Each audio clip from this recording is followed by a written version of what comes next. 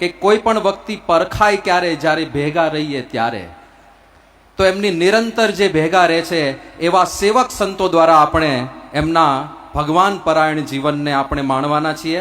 તો આવો આપણે નિમંત્રિત કરીએ પૂજ્ય સંત ચરિત સ્વામી, પૂજ્ય વિનયપ્રિય સ્વામી, પૂજ્ય બ્રહ્મવત્સલ સ્વામી અને એમના અંગત સેવક પૂજ્ય ઉત્તમ યોગી સ્વામી. આ 4 સેવક સંતોને વિનંતી કરીએ કે મંચ ઉપર ઉપસ્થિત રહીને કેવી રીતે મહંત સ્વામી મહારાજનું નિરંતર ભગવાન પરાયણ જીવન છે એના પ્રસંગો આપણને કહે. શરૂઆત કરીએ પૂજ્ય સંત ચરિત સ્વામીથી. સ્વામી બાપા નૈનપુરમાં હતા અને એક વખત રાત્રે 10:30 વાગે આરામમાં જતા હતા અને પોઢ્યા અને તરત બાપાએ પૂછ્યું કે ઠાકોરજી ક્યાં પોઢે? તો સૂતા સૂતા બાપાએ ઠાકોરજીને યાદ કર્યા. એકવાર રાત્રે 2:30 વાગે બાપા જાગ્યા, બાથરૂમ જઈ પાછા પથારીમાં બેઠા અને ઠંડી લાગતી હતી. તો સૂતા સૂતા બાપાએ પૂછ્યું કે ઠાકોરજીને ગરમ ઓઢાડ્યું છે? તો અધ રાતે સ્વામીશ્રીએ આ રીતે ભગવાનને યાદ કર્યા. નૈનપુરમાં જ બાપા હતા અને ઓનલાઈન મિટિંગમાં બેઠા હતા. તો મિટિંગ વખતે ચાલુમાં ફોન આવ્યો શ્રુતિપ્રિય સ્વામીનો કે ઠાકોરજી શું કરે છે? એટલે મેં કીધું કે થાળ ચાલે છે. પછી કે થાળ પૂરો થાય પછી ભગવાન લેતા આવજો. અને જેવો મિટિંગની અંદર ઠાકોરજી લાવવાના હતા, જેવો ભગવાન લઈને એન્ટર થયો, બાપા કે થાળ થઈ ગયો. હવે એક બાજુ ઓનલાઈન મિટિંગ ચાલતી હતી અને બીજી બાજુ બાપાએ ભગવાનને જોતા જ 2 પ્રશ્ન પૂછ્યા કે થાળ થઈ ગયો? પછી બાપા કે આરતી? એટલે મેં કીધું કે બાપા આરતી આપણે 8 વાગે છે. એટલે બાપાને સંતોષ થયો અને પછી બાપા મિટિંગમાં ઠાકોરજી સાથે બેઠા. તો અવારનવાર બાપાએ ભગવાનને યાદ કર્યા છે. લંડનની અંદર બાપા હતા અને નિત્યક્રમ પૂરો કરી મંદિર દર્શને પધાર્યા. ત્યારબાદ નીલકંઠમણીના અભિષેક માટે પધાર્યા અને બાપાને અભિષેક કરવા માટે લોટી આપી અને લોટી હાથમાં લીધી અને બાપાએ જમણા હાથથી ડાબા હાથ પર પાણી રેડ્યું અને જોયું કે બહુ ઠંડુ પાણી નથી ને, અને પછી સંતોષ ન થયો એટલે બાપાએ ઈશારો કર્યો અને પછી જ્યારે હુંફાળું પાણી આપ્યું અને ત્યારબાદ બાપાએ નીલકંઠમણી મહારાજનો અભિષેક કર્યો. થોડા દિવસ પછી પણ એવું જ બન્યું કે બાપાને લોટી આપી અને બાપાએ ડાબો હાથ લોટીની અંદર બોળીને જોયું પાણી બરાબર છે અને સંતોષ થયો. પછી ઠાકોરજીને અભિષેક કર્યો. તો આવી તો કંઈ કેટલી ક્રિયાની અંદર બાપા હંમેશા યથા દેહે તથા દેવે એ રીતે પોતે ભક્તિ કરતા હોય છે. બાપા એક વખત પૂજા કરતા હતા નૈનપુરમાં અને ધનુર્માસ ચાલતો હતો. તો બધાને વિચાર આવ્યો કે ધનુર્માસની અંદર શીરો ભગવાનને ધરાવતા હોય છે, તો પૂજાના થાળની અંદર તો મીઠાઈ હોય, આપણે શીરો ધરાવીએ. તો મહારાજ સ્વામી માટે 2 અલગ અલગ નાની નાની વાડકીમાં તાત્કાલિક ગરમ શીરો લાવીને થાળમાં મૂક્યો હતો. અને પછી જેવો થાળ ધરાવવાનો થયો અને બાપાએ થાળ ધરાવતા હતા અને બાપાને અચાનક જ બાપાએ શીરા ઉપર ડાબો હાથ મૂક્યો અને ચેક કર્યું અને ચાલુ પૂજામાં પૂછ્યું કે બાપા ગરમ લાગે છે? બાપા કે હા. પછી બાપાને પાછળથી વાત કરી કે બાપા માફ કરજો. બાપાએ કીધું કે શીરો ઠારીને જમી શકાય એવો થાય ત્યારે ધરાવવો, ગરમ ગરમ ન ધરાવવો. તો સ્વામીના જીવનની અંદર આપણને ભગવાન અવારનવાર પ્રદાન થતા હોય છે. આવા તો કંઈ કેટલાક પ્રસંગો છે એના પરથી આપણને નિશ્ચિત થાય છે.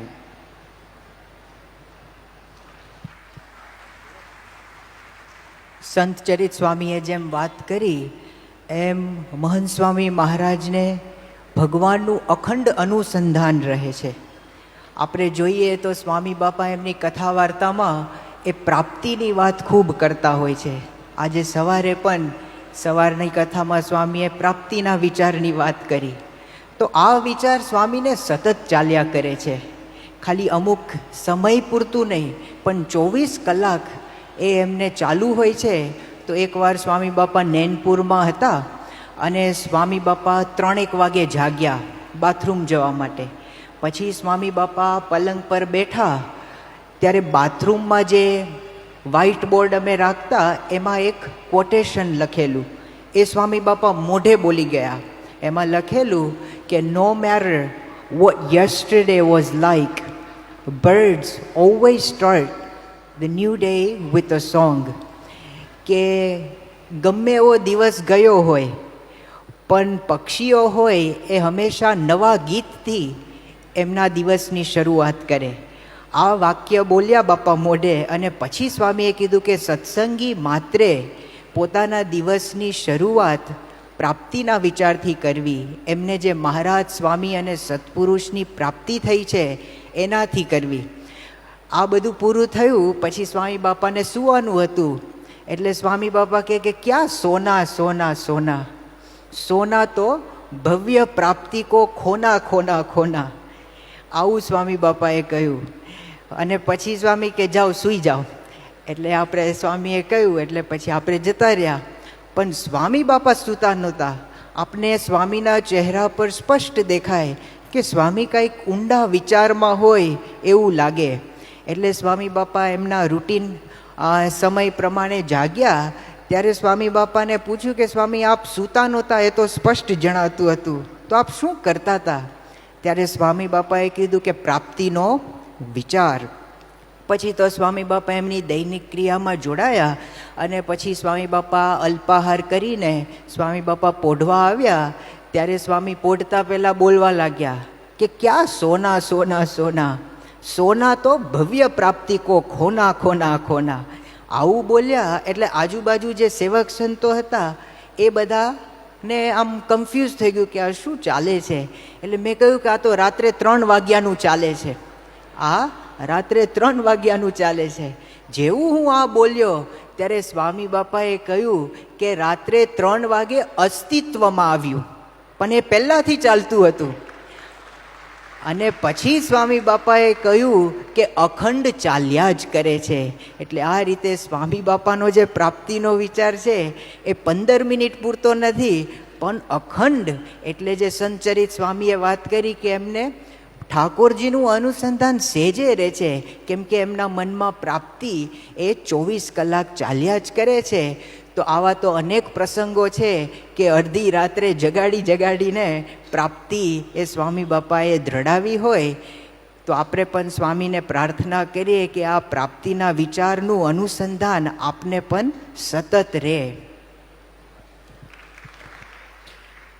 જેમ પૂજ્ય સંતોએ વાત કરી કે સ્વામીના જીવનમાં ઠાકોરજીનું પ્રધાનપણું કેટલું બધું છે અને એનું મૂળ કારણ છે કે એમના જીવનમાં સતત પ્રાપ્તિનો વિચાર છે.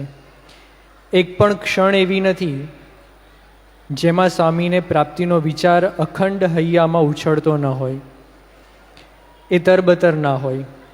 એટલા માટે જ આપણે જોઈએ છીએ કે ગમે તેવી પરિસ્થિતિમાં પણ એ હંમેશા આનંદમાં જ રહે છે, ક્યારે દુઃખી થતા નથી. અને બીજી ખાસ એમની આવી ભક્તિ, ભગવાનનું પ્રધાનપણું આહનિકમાં આપણને સ્પષ્ટ દેખાય. પ્રાતઃકાળે સ્વામીશ્રી જાગ્રત થાય ત્યારથી ભજન ભક્તિમાં લીન થઈ જાય તો આપણે મંદિરમાં દર્શન કરતા જોયા છે, કેટલા ભાવથી દર્શન કરતા હોય. આપણે ખાલી દર્શન કરવા માટે દર્શન કરતા હોય, પણ સ્વામીની દૃષ્ટિ એટલી એકાગ્ર હોય કે એમને જોઈને આપણે એકાગ્ર થઈ જઈએ. એકદમ ઝીણી ઝીણી વિગત હોય ઠાકોરજીની, એ પણ સ્વામીને તરત જ દ્રષ્ટિમાં આવી જાય, નોંધાઈ જાય અને કંઈક હોય તો સુધરાવે. આરતી પણ એટલા જ ભાવથી કરે, એક એક પંક્તિ પર સ્વામી વિચાર કરે. જેમ કે અક્ષર બ્રહ્મ અનાદિ આવે ત્યારે સ્વામી એકદમ પહેલાં જ્યારે ઊભા રહીને સારી રીતે આરતી કરી શકતા હતા ત્યારે છેક નીચા નમે. એટલે કીધું કે કેમ સ્વામી આપ છેક નીચા નમો છો? તો સ્વામી કહે કે ગુણાતીતાનંદ સાંઈનું નામ એક જ વાર આવે છે, એટલે એમને યાદ કરીને છેક નીચા નમતા હતા. એ આરતીમાં દેખાય. પૂજામાં પણ આપણે દર્શન કર્યા છે, એટલા તલ્લીન થઈ ગયા હોય કે જાણે આજુબાજુ કાંઈ છે જ નહીં, તેઓને ભગવાન બે જ હોય એવા આપણને દર્શન થાય. ઘણીવાર બહુ લાંબુ ટ્રાવેલિંગ હોય, જેમ કે 2018ની સાલમાં અમે ઓસ્ટ્રેલિયા ગયા ત્યારે બહુ જ લાંબુ ટ્રાવેલિંગ હતું, જેટલેગ હોય, બધા તૈયાર થઈને ભેગા થયા હોય. તો પૂજા કરીને સ્વામીને સીધા અલ્પાહાર માટે બેસાડ્યા તો સ્વામી કે આરતી? બીજા બધા ભૂલી ગયા હતા, સ્વામી ભૂલ્યા નહોતા. સ્વામી કે આરતી બાકી છે. એટલે સ્વામીની આરતીમાં દ્રઢતા અથવા તો અખંડ અનુસંધાન એમને ભૂલાતું જ નથી, ભગવાનની ભક્તિ. એ જ રીતે ભોજન ગ્રહણ કરતાં પહેલાં સ્વામી શ્લોક બોલે છે, શ્રીમદ સદગુણ શાલીનમ ચિદચિદી. હવે એ તો સામાન્ય ક્રિયા છે, અડધી મિનિટે માંડ થાય, એટલે આપણે તો આમ બોલવા માટે બોલી નાખીએ. સ્વામી એકદમ વ્યવસ્થિત બોલે. કોઈક ઝડપથી બોલી ગયું હોય તો સ્વામી અટકી જાય અને ફરીવાર બોલાવે, ફરીવાર આખો શ્લોક પોતે બોલે અને પછી જમવાની શરૂઆત કરે. એટલે એમાં પણ દેખાય. બીજા ઘણા બધા પ્રસંગો આપણને માળા ફેરવતા હોય. સ્વામી જે માળા કરે છે, આપણે ફેરવતા હોય તો કેવું કે આમ 30 સેકન્ડમાં તો માળા આખી ફરી જાય, એટલે આપણે ફરતા હોય, માળા એ ફરતી હોય, મને ફરતું હોય. પણ સ્વામી એકદમ એકાગ્રતાથી સ્થિર ચિત્તે એક મણકો ફેરવે. એટલે આપણે દર્શન કરીએ છીએ તો સ્વામી એટલી મિનિટમાં 10 થી 12 માળા જ ફેરવે છે, પણ એટલા એકાગ્રતાથી. જેમ મુક્તાનંદ સ્વામી માટે કહેવાતું હતું કે મણકો ફેરવે એમાં જો ભગવાનની સ્મૃતિ ન થાય તો માળા કેન્સલ. તો સ્વામી પણ એટલા જ આપણને ભાવથી એક મણકો ફેરવતા દર્શન થાય છે. અને ચેષ્ટાના પ્રસંગોની તો આખી પુસ્તિકા લખાઈ એવી છે. સ્વામી જ્યારે ગુરુપદે નહોતા આવ્યા ત્યારે તો એવા ઘણા પ્રસંગો છે કે ચેષ્ટામાં કોઈ અવરોધ આવ્યો હોય, કોઈ ઝડપથી બોલી ગયું હોય, અથવા તો વચ્ચે અટકવાનું થયું હોય તો આખી ચેષ્ટા ફરી બોલે. સ્વામી સાપુતારામાં હતા ત્યારે હરિભક્તો વચ્ચે મળવા આવવાનું ચાલુ રહ્યું તો સ્વામી 8 વાર ચેષ્ટા અટકાવીને 8 વાર બોલ્યા. એટલે જે 25 થી 30 મિનિટની ચેષ્ટા હોય એ 1.5 કલાકે પૂરી થઈ હતી. પણ પછી ગુરુપદે આવ્યા ત્યારે તો આટલા લાખો હરિભક્તો સંતોને સાચવવાના હોય, એક મિનિટની કિંમત હોય, પણ એવામાં પણ સ્વામીએ 3 થી 4 પ્રસંગોએ આખી ચેષ્ટા ફરીવાર બોલી છે અને પોતે પણ બોલ્યા છે. છેલ્લે એક પ્રસંગ એને પૂરું કરીએ. લંડનમાં બાપા હતા, થોડા બીમાર જેવા હતા અને એમાં આંખનું ચેકઅપ હતું. તો આંખના ચેકઅપ માટે ટીપા નાખ્યા અને થોડી વારે ડૉક્ટર આવ્યા ચેક કરવા. ચેષ્ટા ચાલુ હતી, બાપાને ન ગમ્યું. બીજી વાર ડૉક્ટર આવ્યા, બાપા કંઈ બોલ્યા નહીં. પણ ચેકઅપ પૂરું થયા પછી સ્વામીએ સેવકોને કીધું કે આપણે ફરી ચેષ્ટા બોલીએ. એમણે કીધું કે બાપા આપણે બોલી લીધી છે. બાપા કે ના, હગડ ડગડ ચાલતું હતું એટલે ફરી બોલીએ. એટલે સેવકે કીધું કે ના બાપા, અમે બોલી લઈશું, આપ ના બોલો. કારણ કે જેમ કીધું એમ બાપા થોડા બીમાર પણ હતા, સુવાનો સમય પણ થઈ ગયો હતો. બાપા કે ના, મારે બોલવી છે. પણ બાપા આપે બોલી લીધી છે. તો બાપા એકદમ ભાવમાં આવી ગયા અને શાસ્ત્રીજી મહારાજની જેમ કીધું કે તમારી આળસને લીધે મારો નિયમ તોડું. અને એમ કરીને એ ઉંમરે, એટલે હમણાં 2 વર્ષ પહેલાંની જ વાત છે, 89-90 વર્ષની ઉંમરે બાપા ફરીવાર આખી ચેષ્ટા બોલ્યા અને રાત્રે 11 વાગે પોઢવા પધાર્યા. તો આવું ભગવાનનું પ્રધાનપણું આપણા જીવનમાં પણ આવે એ જ તેઓના ચરણોમાં પ્રાર્થના. અક્ષરવિવાહ.com એક સંસ્કારી, ધાર્મિક અને સુંદર પાત્ર શોધવા માટેનો ઉત્તમ વિકલ્પ. અહીં આપ ફ્રી રજિસ્ટ્રેશન દ્વારા આપના મનગમતા પાત્રને મિનિટોમાં જ શોધી શકો છો. વળી નજીવી રકમમાં જ પ્રીમિયમ મેમ્બર બની તમારા પસંદિત પાત્ર સાથે કોન્ટેક્ટ પણ કરી શકો છો. તો રહસ્યની જુઓ છો, આજે જ વિઝિટ કરો www.અક્ષરવિવાહ.com.